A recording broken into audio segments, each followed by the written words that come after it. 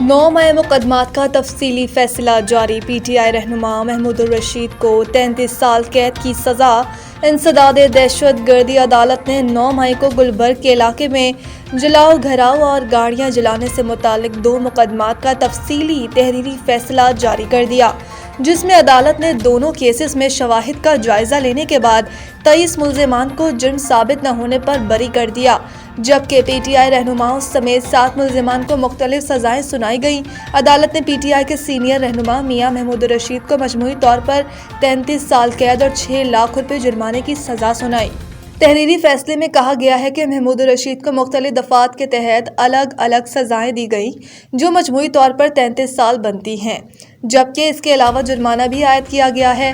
तहरीरी अदालती फैसले के मुताबिक डॉक्टर यास्मीन राशिद, उमर सरफराज चीमा और एजाज चौधरी को 10-10 साल कैद की सजा सुनाई गई।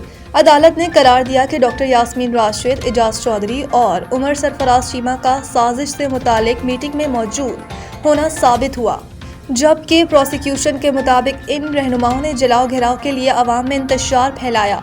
अदालती फैसले में मजीद कहा गया है कि प्रोसिक्यूशन ने मुख्तलिफ व्हाट्सएप पैगामात, 70 सोशल मीडिया अकाउंट्स की तफसीलात और मुल्जिमान के खिलाफ फॉरेंसिक रिपोर्ट्स अदालत में पेश की।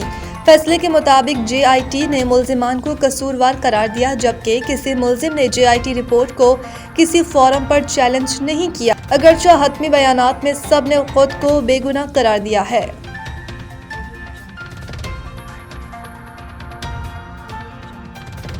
लाहौर हाई कोर्ट का प्रॉपर्टी ऑनरशिप के तहत दिलाया गया कब्जा फौरी वापस करने का हुक्म।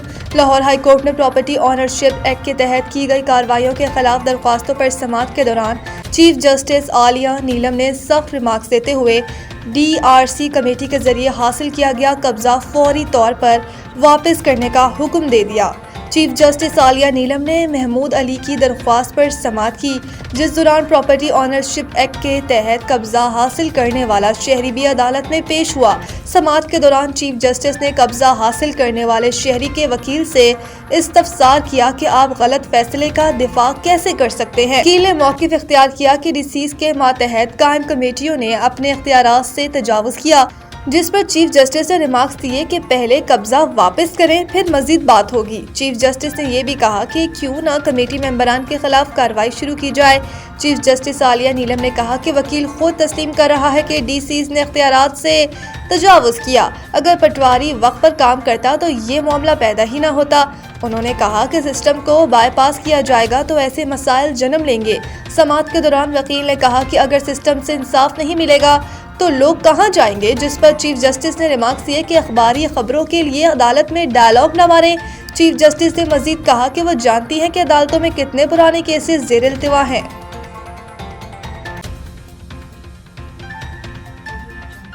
फील्ड मार्शल से उर्दन के मुसल्लह फ़ौज के सरबराह की मुलाकात, दफ़ाई ताल्लुकात मज़ीद मजबूत बनाने के अज़्म का आदा। फील्ड मार्शल सैयद आसिम मुनीर से उर्दन की मुसल्लह फ़ौज के chairman joint chief of staff major general Yusuf Ahmed ने GHQ रावलपिंडी में मुलाकात की। मुसल्लह फ़ौज के शोबा ताल्लुकात आमा ISPR के मुताबिक मुलाकात में बाहमी दिलचस्पी के अमूर और इलाकाई सलामती की सूरत हाल पर तबादला ख्याल किया गया। मेजर जनरल यूसुफ अहमद ने पाक मुसल्लह फ़ौज की पेशावराना सलाहियतों को सराहा और ख़त्ते में अमन व इस्तेकाम के लिए पाक फ़ौज के खदमात की तारीफ की। ISPR के मुताबिक फील्ड मार्शल आसिम मुनीर और उर्दन की मुसल्लह फ़ौज के chairman joint chief of staff major general Yusuf Ahmed ने दिफाई ताल्लुकात को मज़ीद मजबूत बनाने के अज़्म का अदा किया। ISPR के मुताबिक फील्ड मार्शल ने बदलते हुए सिक्योरिटी चैलेंजेस से निपटने के लिए मुश्तरका काविशों की अहमियत पर जोर दिया। ट्रंप की नई खारजा पॉलिसी में पाकिस्तान विनर, भारत वाज़े तौर पर लूजर करार। अमरीकी जरीदे फॉरेन पॉलिसी ने ट्रंप की नई खारजा पॉलिसी में पाकिस्तान को विनर जबकि भारत को वाज़े तौर पर लूजर करार दे दिया। ट्रंप के दूसरे दौर में पाकिस्तान ने वाशिंगटन में स्ट्रेटेजिक कमबैक किया। फॉरेन पॉलिसी की रिपोर्ट के मुताबिक वाशिंगटन में पाकिस्तान की वापसी को खामोश मगर फैसलाकुन कामयाबी करार दिया गया। पाकिस्तान ने वो हासिल किया जो कई इत्तेहादी भी ना हासिल कर सके। एतमाद और रसाई अमेरिका के नज़दीक पाकिस्तान एक बार फिर काबिल कदर और कारामद शराकतदार बन गया।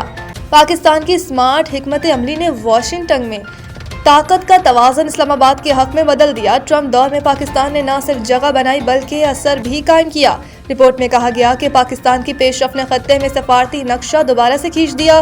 واشنگٹن میں پاکستان کو دوبارہ سنجیدگی سے لیا جانے لگا۔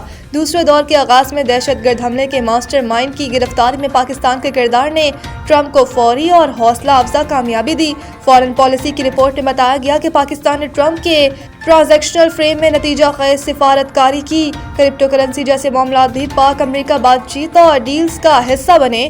اہم معدنیات پر تعاون اور سودوں پر بھی گفتگو کا ذکر آیا۔ ملک بھر میں سردی کی شدت برقرار، شمالی علاقوں میں پارہ نقطہ اجماد سے نیچے گر گیا۔ لاہ کا درجہ حرارت -10، استور -6، گوپس کا -5 ریکارڈ کیا گیا۔ سکردو، ہنزا، کالات کا -4، کلام، گلگت، کوئٹہ اور دیر میں -3 سینٹی گریڈ رہا۔ آج بھی ملک کے بیشتر علاقوں میں موسم سرد اور خشک رہے گا۔ شمالی علاقہ جات بلوچستان کے وسطی اور جنوبی اضلاع میں مطلع جزوی ابر آلود رہنے کی پیش گوئی کر دی گئی، جبکہ پنجاب اور ولایت سندھ کے میدانی اضلاع میں دھند پڑنے کا امکان ہے۔ افغان انڈر 19 کرکٹرز کی عمروں پر سوال اٹھنے لگے۔ 3 سال تک بطور development coach Afghanistan cricket board کے لیے خدمات سر انجام دینے والے سابق فاسٹ بولر رانا نوید الحسن نے اس حوالے سے ملی جلی رائے کا اظہار کیا۔ انہوں نے کہا کہ افغان ٹیم میں بڑے دکھائی دینے والے 1-2 لڑکوں کے حوالے سے رپورٹس میں صداقت ہو سکتی ہے، لیکن سب کے ساتھ ایسا نہیں ہوگا۔ یقینی طور پر ان کے پاس اپنی عمر کی تصدیق کے لیے ثبوت بھی ہیں۔ دستاویزات چیک کر کے ہی انٹرنیشنل کرکٹ کونسل نے انہیں کھیلنے کی اجازت دی ہے۔ رانا نوید الحسن نے کہا کہ افغانستان کے نوجوانوں کی جسمانی ساخت ایسی ہے کہ وہ اپنی عمر سے زیادہ بڑے دکھائی دیتے ہیں، جس طرح ہمارے ہاں KPK کے کم عمر لڑکے بڑے نظر آتے ہیں۔ ایسا ان کے علاقے کی آب و ہوا، ماحول اور خوراک سے ہوتا ہے۔ ایسے ہی کچھ صورتحال افغانستان میں بھی دیکھنے کو ملتی ہے۔ انہوں نے کہا کہ مجھے یقین ہے کہ جس طرح ایشیا کپ میں پاکستان کے انڈر 19 ٹیم نے بھارت کو ہرا کر ٹائٹل اپنے نام کیا، اس سے ان کے اعتماد میں اضافہ ہوا ہوگا۔ پاکستانی ٹیم نہ صرف ٹرائنگولر سیریز بلکہ ورلڈ کپ میں بھی فیورٹ شمار ہوگی۔